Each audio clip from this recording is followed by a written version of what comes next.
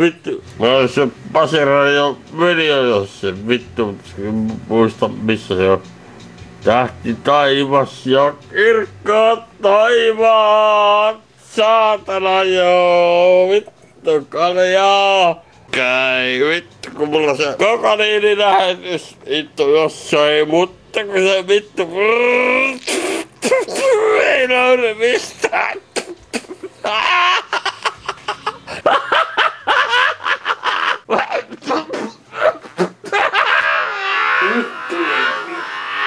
Joo, kohta iltapäivää, mutta aamua vaan tästä vielä hetken ja noin tuli nopeesti. Menikö edes 5 minuuttia edes sitäkään mennyt, kun ruoka on jo mikrossa menossa. Jos mä olisin käyttänyt perunoita, tehnyt jauhelihakastikkeen, niin se olisi mennyt ainakin 2 tuntia. Melkein koko päivän siinä menee. Perunat kiehuu melkein tunnin.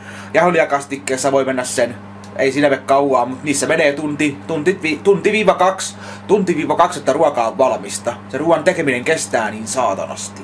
Mä en siinä kestää, kun mä en jaksa vaan odottaa se että se ruoka valmistuu. Jos tuntuu, että alkaa oksettaa, niin juoskaa äkkiä sitten sinne vessaan, jos rupeaa oksettaa nämä mun ruokasysteemit. Mutta tällaista siitä sitten tuli, että kyllä tällä pärjää helposti. Tää on kyllä niin maittavaa ruokaa, että te ette uskokaan.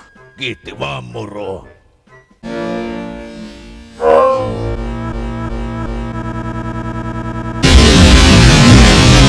Ohe kyllä aikamoinen veijari, saatana. Erikois kyllä tonnikalaa kastikkeen. No maistetaan kuitenkin. Hyvä kyllä ehdottomasti on.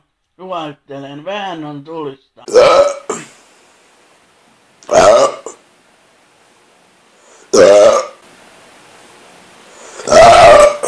Noi oli sellainen, vittu mä en syö.